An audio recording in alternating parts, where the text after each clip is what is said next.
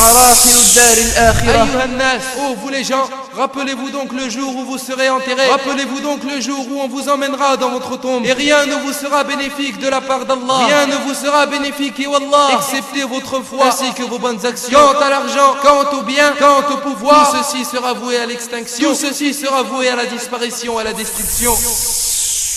Qui est ton Seigneur? Et alors si dans cette vie, la personne était un serviteur d'Allah, si dans cette vie, la personne n'associait rien à Allah, si dans cette vie, la personne n'adorait aucun Dieu excepté Allah, si elle aimait Allah, et si elle vivait avec Allah et pour Allah, elle répondra Rabbi Allah, mon Seigneur est Allah. Si tu observes longtemps des tombes, tu t'aperçois qu'Allah a mis à pied égal le roi et le serviteur, qu'Allah a mis à égal le riche et le pauvre, le savant et l'ignorant, le digne et le modeste, et qu'Allah fasse miséricorde au poète qui dit que c'est étonnant, ces personnes, si elles pensaient, se remettaient en question et observaient, et considéraient cette vie comme un débouché, car cette vie n'est autre qu'un débouché, pas de gloire sauf celle des personnes de piété. Demain, lorsqu'elles seront rassemblées, les gens sauront alors que la piété était la meilleure chose à mettre de côté. Je suis étonné par l'homme en train de se vanter, alors que demain il sera enterré. Que vaut celui dont sa première étape fut une goutte de sperme et sa dernière un corps dépouillé? Que penses-tu, ayyuhal insan?